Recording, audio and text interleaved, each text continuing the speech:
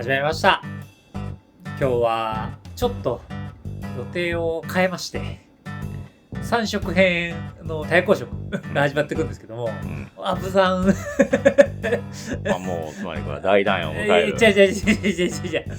やってきますよ。これから対抗食どんどんやっていくんですが、はい、アブさんから逆にちょっとなんか最後って言っちゃってたんで、先にやっとこうかなと思いまして。先にやっといた方が最後何か分かんない方がいいかなと思ってなので予定を変えまして、アブさんを先にやらせていただきます。で、アブさんは結構選ぶのが大変でした。やばい色だと。いや結構ね、玄人の方がやるちょっと難しい色じゃないかなって思ったんですね。だからこれから始める人にはあんまりちょっとおすすめできる逃走者がちょっと少なかったんで、3体だけ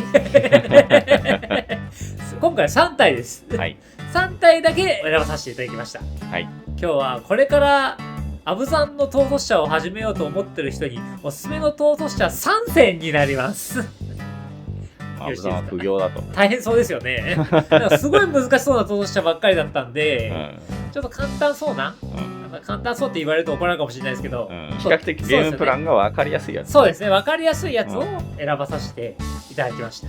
じゃあまず1体目から早速行かさせていただきたいんですけども、まず1体目はアトラクサの後継イクセルになります。アトラクサの後継とは何だったのかぐらいストーリーには絡みもないしよくわからないっていうね。そうなんですね、ファイレクション天使ですね、じゃあ能力説明しますと、アブザン4マナで25です。で、飛行警戒毒性2ですね、でこいつ堕落してますと、あなたの就労ステップの開始時に3個以上の毒カウンターを持つ各対戦相手はそれぞれ自分のライブラリの一番上にあるカードを1枚裏向きで追放します。これ終了ステップなんですね。で、それらのカードが追放されている限り多分任意のままで捉えていいんですよね。なので実質だから、全員堕落させていれば終了ステップに3ドローすると。なるほどみたいな思えばよろしいということになります。もうこの色にしてはドローエンジンがついてるということで、もちろん条件はそれなりに厳しいですけど結構強い方になる、ということになります。なので、堕落というのは毒ですよね、毒性がこいつついてますんで、毒デッキということになるんです。一応毒デッキやられるんだったらこれがおすすめな逃走者にはなりそうです。パッと思いつくのはこれですからね、結構毒では有名な方だと思います。例えばどんなカードが入るかって言いますと、汚染を継ぐもの、これは緑の5マナの55トランプル毒性1でして、あなたがコントロールしている1体以上のクリーチャーが1人以上のプレイヤーに戦闘ダメージを与えるたび増殖を行う。で、堕落してると終了ステップの開始時にカードを1枚引いて手札にある土地カードを1枚戦に出している、ということで、いろいろ能力もりもりですね。もりもりなんですが、毒並べていくんですよね、並べてってこいつとかで通すと堕落してる状態でドローもできちゃってみたいなことですよね。そうですね。だからとにかく感染を通していくんで、そんな中でうまく使えそうなカード、これもう1枚紹介したいんですが、ファイレクシア病の蔓延、黒3マナのソーサリーでして、各対戦相手はそれぞれ毒カウンター1個をまず得ます。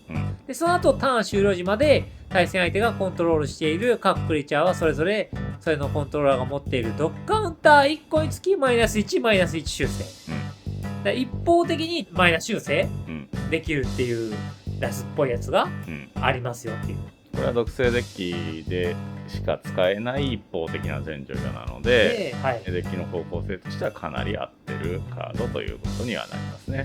他には進化の賢者みたいな、上陸するたび増殖みたいな、増殖系のカードを入れて、それで勝つのはもちろん当然毒で勝つと毒を増やして勝つっていうことですよね。そうですね、逆に言うとだから自分の式見えてるんで、相手からすると、ちょっと全体的にはスローダウンさせるようなデッキ構成にした方がいいとは思います。ヘイト置物とかを入れてる感じですかね。そうなるかもしれませんね。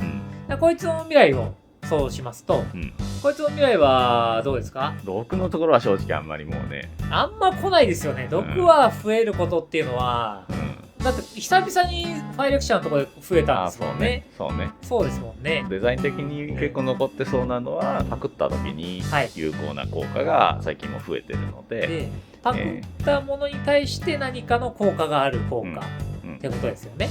はい。それがもしかしたら今後も増えていく可能性っていうのはあるかもしれないと。そうですね。いう感じになります。まあそんな感じで2体目活かさせていただきたいんですが、2体目は様相ねじりカスリルになります。はい。こいつは能力はアブザン5マナの33で、こいつが場に出たとき、あなたの墓地にあるクリーチャーカードが飛行を持っているなら、とか、まあいろいろ能力を、要は、付与するんですよね。で、それの、持ってる能力1個につき11カウンター1個をこいつの上に置くと。いうことで、一応、飛行を先制、2段攻撃、接し、呪言、破壊不能、反根、威迫、到達、トランプル、警戒。これがつくと。最大11個つきますと。最大11個つくとさすがに14、14のそんだけの能力全部ついてる生物が爆散するんで、まあ死にますね。例えば4つついただけでも7までいきますからね。ちなみにこれプラス11カウンターを置くだから、プラス11カウンターが置かれる効果を増やしとけば一応サイズは。なるほど、面白いですね。一応。確かに。そういう手段もありますよね。例えばどんなカードがノーボしたらいいかって言いますとノーボする前提になってるからね。ノーボしたらいいですよね。無敵の生物ノーボしたら作れるので、有名なので言いますとゼタルパこいつは5個ついてるね。飛行2段攻撃、警戒、トランプル、破壊不能がついてると、を付与できるんで、5個カウンターが乗っかって、飛行2段攻撃、警戒、トランプル、破壊不能、化け物ですね。ただ生き埋めとかで3体とかね、ノーボすると、例えば呪言とか、呪言なの、例えば代表的なので言いますと森の女人像とか、呪言ついてるじゃないですか。そんなのをノーボする必要もなくて、流されちゃったやつもできて、さらに森の女人像ですと有用に使える、2マナで03で出して呪言がついてるような、でマナクリとしても使える、ようなので低マナ域で普通に使えて能力ついてるみたいなやつでもいいってことですよね。そうですね。はい。例えばグリッササンスレイヤー3万の33で摂氏先生じゃないですか。摂氏先生が墓地に行ったら、それを付与できたら、めっちゃ強い上に、こいつはこいつで単体でドローエンジンとしての能力もあるので、それが入れやすいっていう構成にはなりますよ。もちろん能力目当てでノーボする前提のやつも多少はいてもいいんだけれども、そういうやつばっかりだと手札でゴミになっちゃうから、そうですよね。使いやすくて能力が多少書いてあるやつでそれがっていうのをまあ入れたいですよね。ラッサれたとしても当事者出せば有効活用できますから、ムキムキになりますからね。そうですよね。そんな感じでフィニッシュ手段は言わなくても分かると思いますが、殴って逃走者ダメージしかない殴りジェネラルですね。で勝つという形になるんですかね。でこいつの未来を想像しますと、無敵生物、普通に出てくるだろうと追加されんじゃねえかと。なんかいい組み合わせで能力が持ってるやつがもちろん望ましいけどね、来てくれるんであれば。なんかゼタルパのあれじゃないですけど、なんかすごいものすごいでかいバケモンみたいなカジュアル逃走者みたいなのが追加されると、そういうものの方が可能性はある。ありますよね。それそのままノーボすれば結局ノーボはするっていうね。そういう意味でノーボ系カードもね、ないことはないかもしれない。ちょっとだったら増えるかもしれないし、あとはミルですね。セルフミルは一応増えると思うんで、ミルの能力も高くなってくる可能性があるってことですよね。今そしたら一応究極生命体にするための17号と18号が墓地に落ちるかもしれないんでなるほどね。食べちゃって。そうそう。なるほどね。大丈夫ですよ。こいつ食べちゃわないんで。食べちゃわない。そう食べちゃってない。こいつのポイントとしては、追放しないとこはポイントなんですよね。そうなんですよね。だから、何回出てきても、その墓地にあるカードを追放しない限りは、毎回ずっとこう出てくるから、結構戦いやすい。墓地が飛ばされなければ。そこがいいですよね。まあ、そんな感じになりますね。最後の3体目になるんですが、最後3体目は、包囲の塔、ドランになります。これは鉄パンチ界の大御所ですね。これ間違いない。間違いない。いろんな意味では間違っとるかもしれない。まあ実はいろんなの討論者を見てってなんかいいやついないかなって思ってたところに発見しまして、僕はこいつが一番アブザンで興味があります。正気かみたいな。あれこれ待ってワンチャンあるかみたいな風に今ちょっと考えてて、まず能力説明させていただくんですが、アブザン3マナ、結構安いです。まずコストが、3マナ05です。能力は鉄パンチです。そうですね。はい。なんとこれちょっとピンチなのが、防衛は攻撃できるようにならないと。そうなんですよ。ただのケツパンチ。ただのケツパンチ。いや、ただのケツパンチでこいつ実はないんですよ。なんすか各クリーチャーはパワーでなくタフネスに等しい戦闘ダメージを与えるんですよ。全部ってこと？全部。でも大体対戦相手は同じぐらいだから。正方のやつが多い。多いんだけど、なるほど、そうなんですね。面白いですね。そういえばさっき、パワーを1にするクリーチャーいたなと思って。タフネスをね。タフネスを1にするクリーチャー、そういうことだった。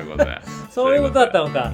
まあそんなやつも入れてみるとかしまして、あと代表的なのどんなのが入るかって言いますと、例えばこの不屈の古樹っていう、このカードがいいんじゃないかなと思ったんですが、白4マナ、20、バニラです。いや長いテキスト書いてありますから。まあ書いてありますけど、20ですよ。4マナ20。いやー、興味深いですよ。4